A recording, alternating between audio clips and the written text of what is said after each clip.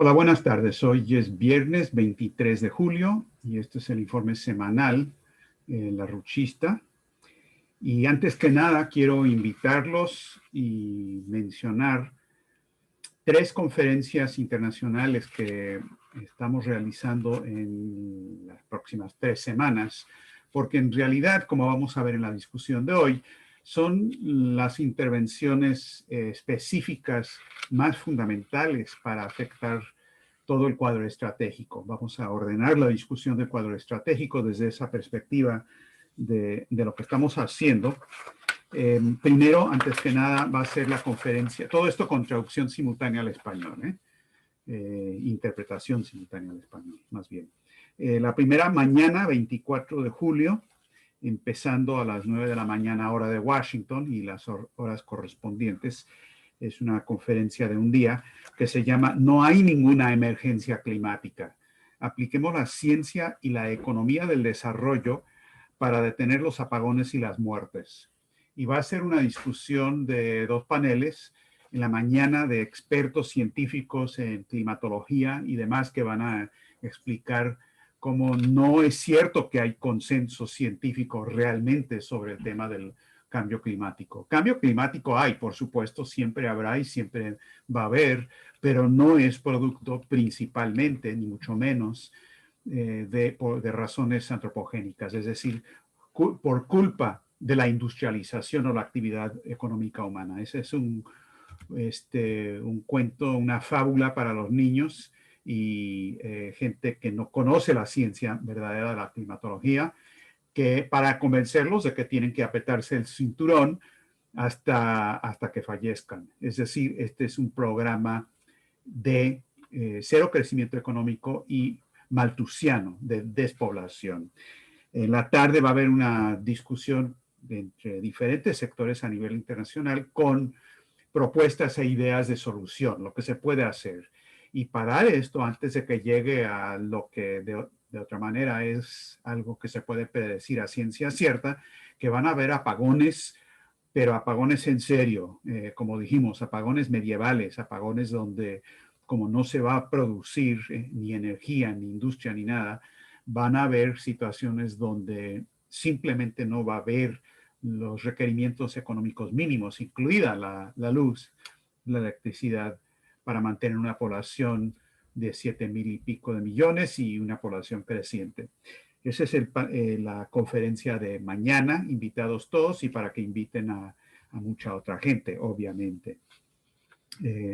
Pueden encontrar el formulario para inscribirse en la página de resumen ejecutivo de IER, larouchepub.com. Luego, la semana siguiente, hemos decidido que vamos a realizar, decidido porque lo decidimos hace una semana o menos, otra conferencia internacional sobre el tema de Afganistán, Afganistán en la encrucijada, para responder a la pregunta, ¿cementerio de imperios o comienzo de una nueva era? Y esa va a ser una discusión el 31 de julio. Vamos a hablar más de eso en un momento, pero decidimos que era fundamental abordar este tema en este momento y no esperar un momento quizás más cómodo, donde tuviéramos más tiempo o lo que fuera. Es urgente intervenir ahora, precisamente ahora, porque esta es una verdadera singularidad en el proceso histórico. Y vamos a hablar del tema de las singularidades. Y luego, la tercera videoconferencia internacional, las primeras dos son del Instituto Schiller, la tercera es de la Fundación por el Legado de LaRouche, el primer seminario que la Fundación va a realizar en sus pocos meses o pocos años de vida, tenemos casi menos de 2 años de vida, existencia, que se estableció esta fundación después de la muerte de Lyndon LaRouche, con la idea de no solamente preservar el legado de LaRouche, sino difundir esto al máximo a través de los escritos de LaRouche y las propuestas, especialmente en economía, porque son imprescindibles para resolver la crisis actual. Y eso se va a realizar el 14 de agosto, en el 50 aniversario del famoso anuncio de Richard Nixon, de romper cualquier vínculo entre el dólar y el oro. y esta conferencia se llama en el 50 aniversario del asombroso pronóstico de Lyndon LaRouche del 15 de agosto de 1971. ¿Estás dispuesto a aprender economía por fin?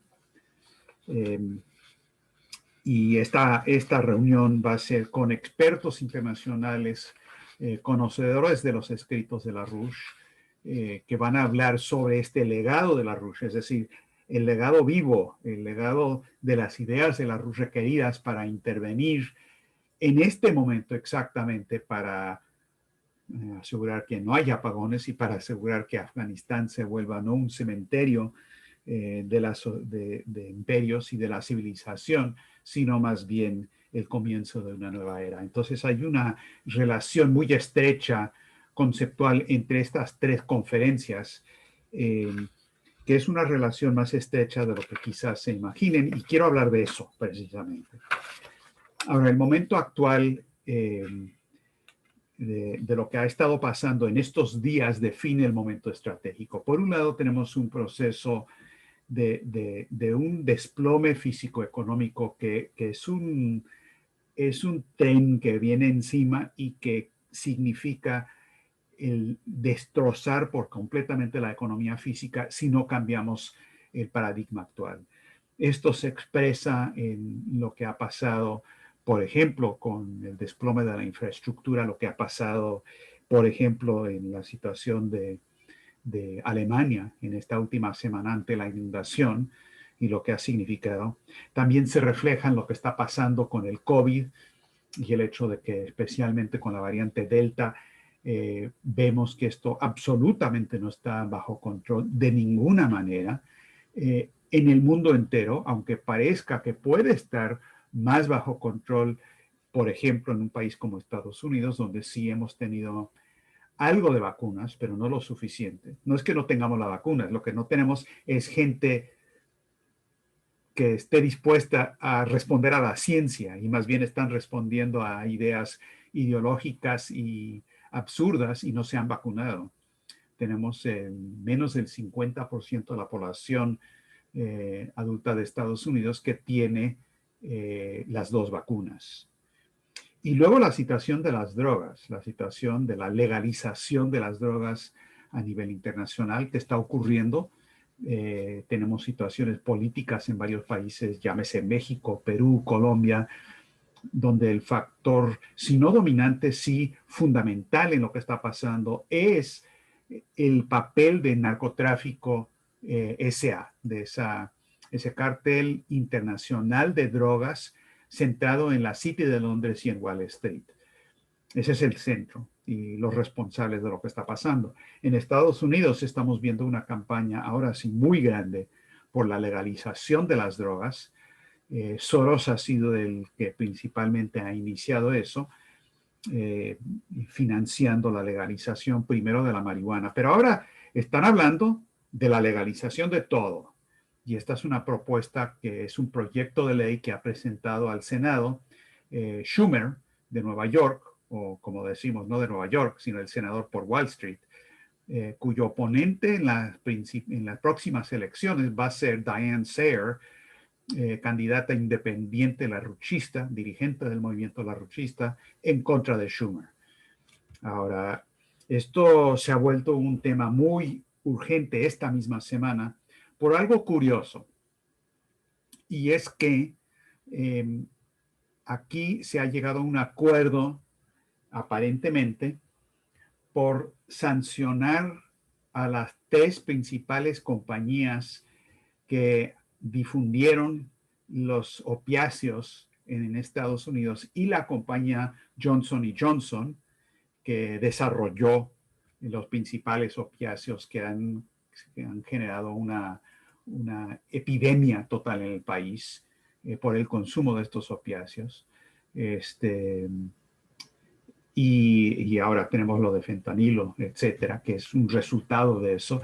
Pero es un acuerdo que han llegado con los procuradores generales de una docena o más estados de Estados Unidos para imponerles una multa a las tres compañías y también a Johnson Johnson de $26 mil millones. Ahora, Eso está bien, porque esto se lo merecen y mucho más. Merecen cárcel por lo que hicieron. Pero lo que pasa es que se ha difundido una versión de la historia, lo que hoy llaman narrativa. No sé lo que es una narrativa, es una palabra de esas vacías que la inventan cuando no tienen un concepto. Es una versión de lo que ocurrió. Es como la idea de gobernanza, cuando Cervantes lo describe muy bien cuando habla del arte del buen gobierno. Es el gobierno, no un gobierno, sino la ciencia del gobierno, el arte del buen gobierno, lo que ahora tratan de llamar gobernanza.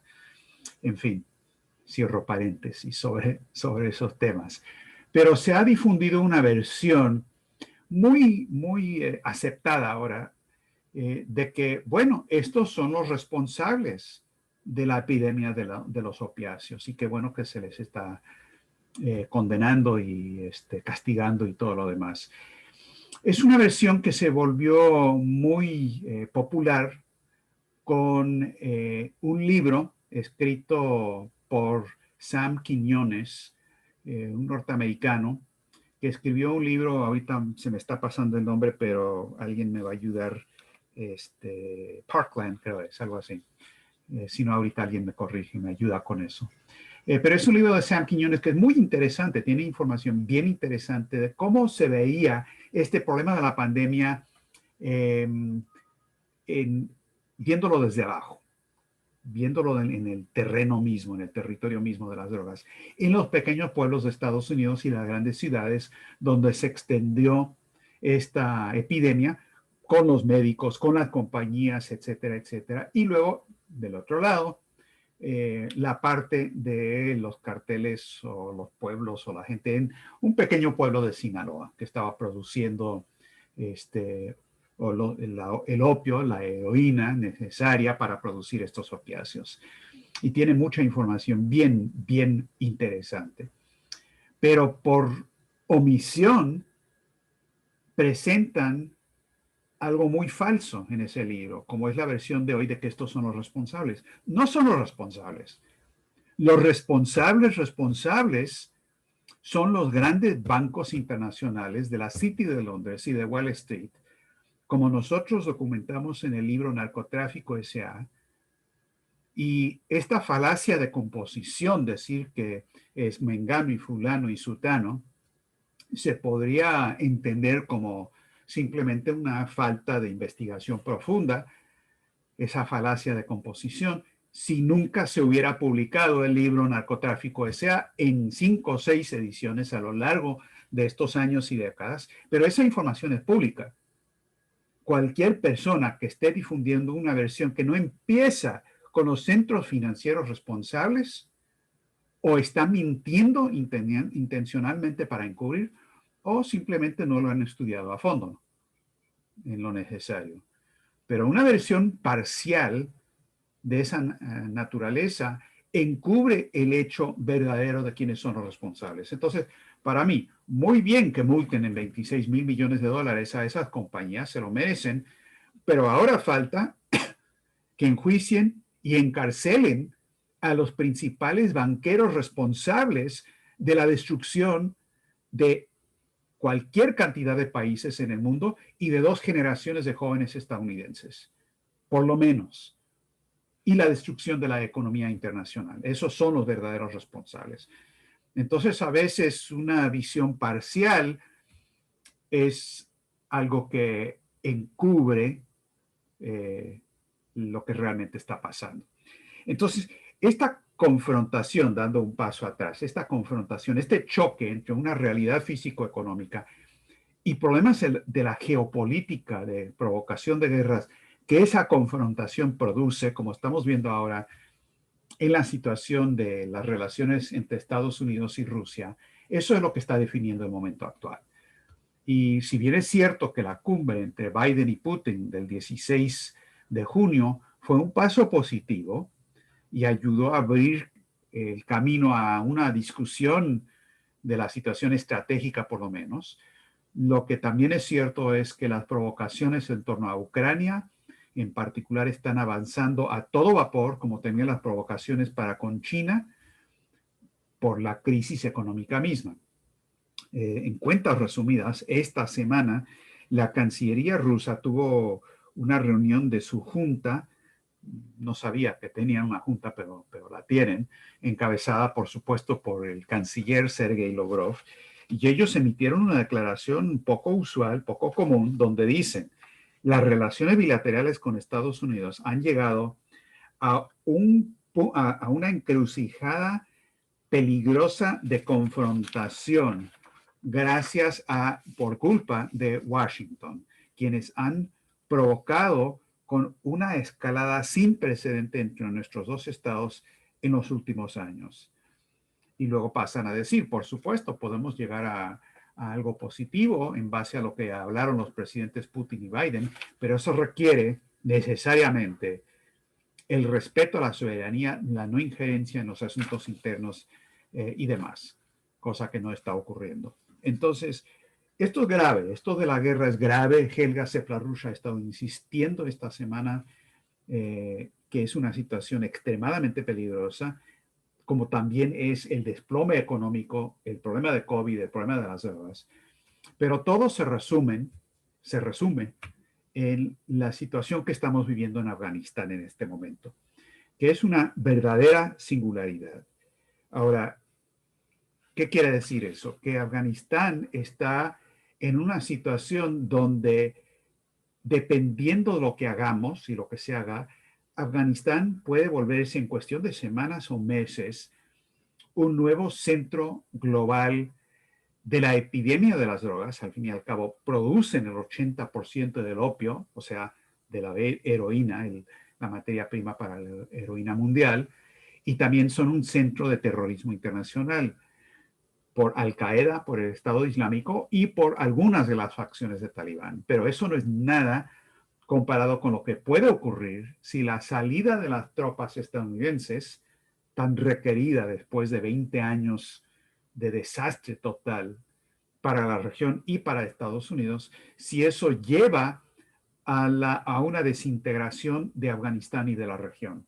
Que algunos de los que pidieron la salida de las tropas, en definitiva, tenían eso en mente, con la idea de poder hacer un viraje de atención estadounidense hacia China y Rusia para las provocaciones. Es decir, ya no vamos a meternos a Afganistán, tenemos cosas más grandes que provocar en esta situación. Entonces, existe un peligro terrible en esa situación, pero a la vez lo que es un peligro es una oportunidad, porque la circunstancia misma de este momento tan dramático, esta singularidad, es tal que además con la participación de los países de la región y especialmente de las iniciativas de China y de Rusia de extender la franja y la ruta a esa región, abre el camino a un cambio total y un ejemplo total para el mundo entero, en que esto puede volverse, en efecto, el inicio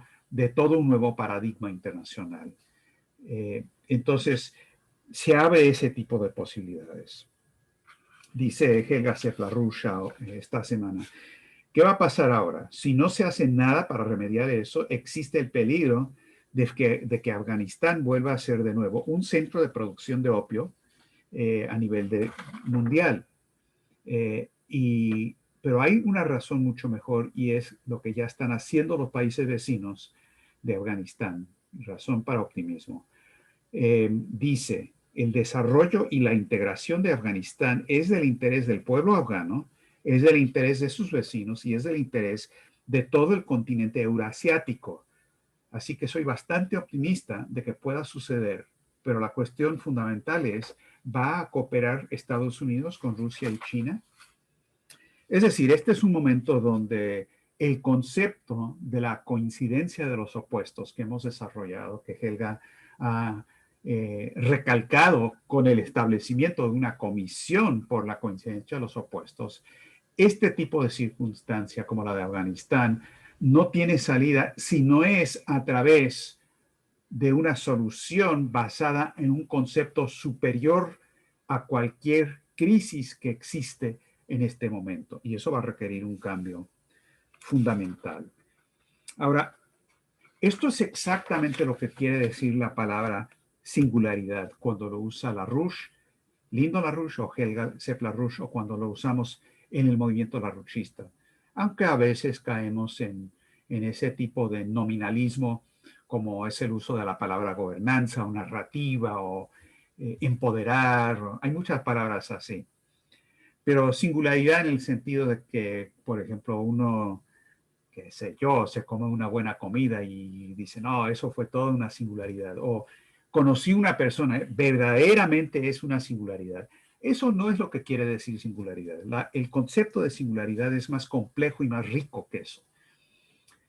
Singularidad es un estado existente, ya sea en el mundo físico, de la física, o en el mundo político, el mundo económico, un momento en el espacio-tiempo que existe simultáneamente en un estado de existencia y en otro estado de existencia, y esos dos estados son absolutamente inconmensurables. Es decir, es un momento de transición que coexiste tanto en el mundo anterior como en el mundo que viene. Es como el cambio de fase, cuando hay un cambio de fase, del espacio-fase, de un proceso físico, cuando hay la transición de agua a vapor o de agua a hielo. Porque las leyes que obedece ese mismo sistema bajo esas dos condiciones son muy diferentes. Y hay un momento decisivo de transición. Esa es una singularidad. Es lo que Riemann llamaba ese tipo de singularidad que produce una onda de choque, por ejemplo. Es lo que también habla Vernadsky cuando él habla de que el mundo o el dominio de lo viviente, de los procesos vivos, tiene leyes totalmente diferentes del mundo o el dominio de los procesos no vivos. Y claro, la cuestión interesante es cuál es ese momento de transición. La transición siempre es del nivel superior al inferior. No hay un proceso donde algo no vivo se vuelve vivo. La vida siempre es producto de la vida. La no vida puede ser producto de la vida. Esto es lo que Cusa también llama de la manera en que solamente lo relativamente infinito mide lo relativamente finito. El círculo mide el cuadro, el polígono o el octágono, lo que sea. Es decir, cualquier polígono, uno no saca un círculo de un polígono, pero uno sí puede construir un polígono de un círculo. Lo mismo con la vida, porque ese momento en que la vida pasa por la muerte a un estado diferente, tiene leyes totalmente diferentes y ese momento de transición es un momento de una singularidad. Bueno, lo mismo en los procesos históricos. Por ejemplo, cuando, a ver, uno relativamente reciente, la caída del muro de Berlín. Por eso Helga dice que este momento que estamos viviendo con Afganistán se asemeja a la caída del muro, el fin del sistema de la Unión Soviética. Si bien ese cambio era algo un poco más grande, más dramático, en su aspecto cualitativo, lo que vemos hoy con Afganistán es idéntico. Es un momento de transición que depende de lo que se haga. El resultado no está predeterminado, no es algo que uno puede decir, ah, no, pues ahora se nos viene la singularidad, vamos a ver qué pasa, ¿no? Como estar en la plaza de toros, ¿verdad? Cuando sale el toro a embestir y uno dice, no, pues ahora sí le va a venir algo muy singular al torero, a ver cómo lo torea. Eso no es lo que quiere decir ni Cusa, ni Leibniz, ni LaRouche con la idea de singularidad. Ni Schiller, cuando habla de la Revolución Francesa, que fue un gran momento, dice, con un potencial increíble, pero encontró un pueblo pequeño. Otro ejemplo, el 15 de agosto de 1971. Esa fue una verdadera singularidad, que LaRouche lo reconoció como tal. Dijo, no, aquí hay un cambio de fase en este sistema. Esto ya es otra cosa. Va a tomar cierto tiempo para que la gente lo reconozca, que se desenvuelva, pero está envuelto, como diría Cusa, en este momento, en este instante, todo un universo nuevo y malo y negativo. Y LaRouche tuvo razón. aunque se podría haber cambiado todo si en ese momento hubiéramos dejado atrás las políticas liberales y de austeridad que Nixon anunció. Ahora estamos viviendo el resultado predecible de esa singularidad y la dirección que se adoptó. Y lo de Afganistán hoy es lo mismo. Es un momento donde puede resultar un cambio total de paradigma en una dirección u otra. Es un momento de donde puede salir un fascismo mundial o una solución. Y por eso nuestra intervención en esta situación es lo que define la singularidad. Una singularidad no es un hecho objetivo que hay que observar y caracterizar. Es un punto de inflexión donde una intervención, entendiendo que se trata de dos geometrías o dominios o paradigmas inconmensurables entre sí, pero que son producto de un proceso en el que el hombre puede intervenir a través de la creatividad. Y la intervención nunca es en términos de lo que se puede medir en el sistema viejo. Nunca, porque no va a funcionar. Siempre tiene que ser desde la perspectiva del futuro, desde la perspectiva que podemos crear, de lo que la gente que mide todo en términos del sistema actual va a decir, pero eso que dices no existe, porque es inconmensurable. Dicho de otra manera, el dominio complejo, no el dominio de los números contables o lo racional. Entonces, esa es la naturaleza del momento actual. Comparen, si quieren entender lo que está en juego en esto, la manera en que Alemania está viviendo sus inundaciones y la manera en que China está viviendo las suyas. Porque Alemania es un país desarrollado y está bien, ocurren cambios climatológicos, ocurren procesos de un siglo, y este fue una inundación de un siglo, no se viene todos los días, no es cierto que esto es producto del cambio climático, del calentamiento global o algo así. Esta región de los ríos Mosel y demás, los ríos más pequeños allá, como explicó Helga, cada uno de estos pueblos tiene marcada en la iglesia y los otros edificios el nivel al que llegó el agua en la gran inundación de, qué sé yo, 1920 o 1870. Es decir, estas cosas ocurren. Pero Alemania no estaba preparada ni en términos de la infraestructura. Y quizás lo peor de todo es que cuando ya sabían, una semana antes, porque había indicaciones meteorológicas, simplemente no advirtieron a la gente, no sonaron la alarma. No lo hicieron, no se movilizaron. Y la gente ahora está histérica porque no lo hicieron.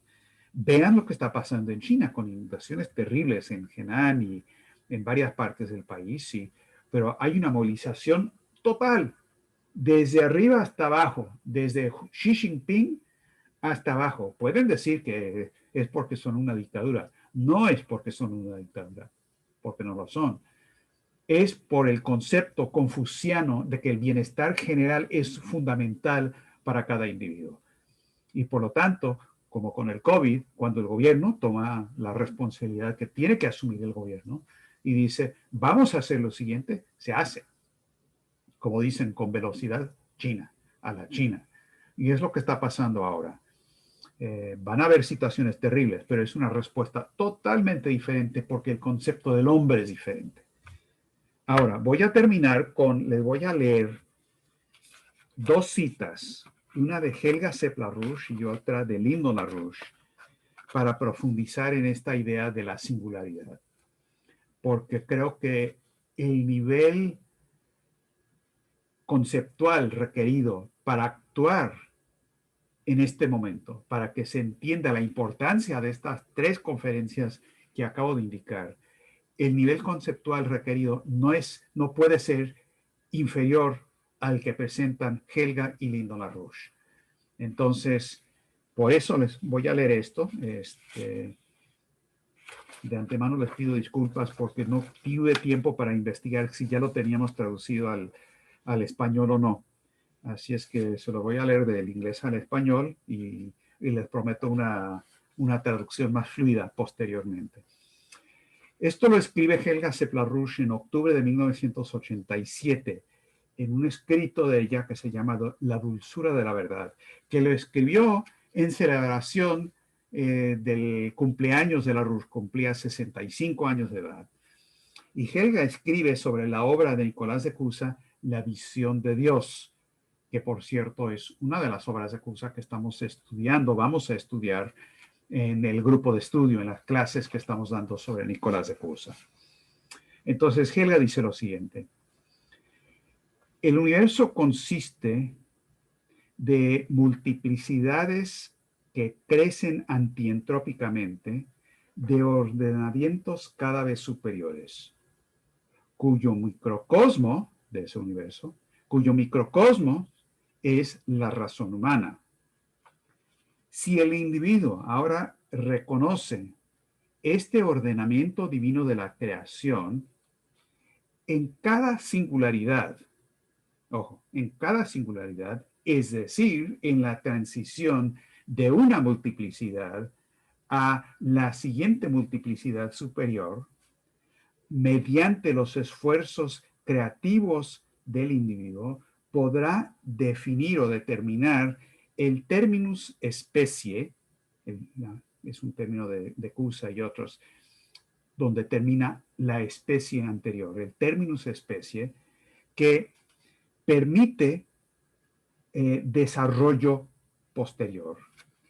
Es en este momento que el proceso de crear y lo que se crea coincide también para los seres humanos, ya que la actualización de lo infinito en un punto, o sea, términos especie, es decir, en una singularidad, significa que el conocimiento sobre el que basa su creación tiene que ser adecuado, es decir, tiene que representar la aproximación,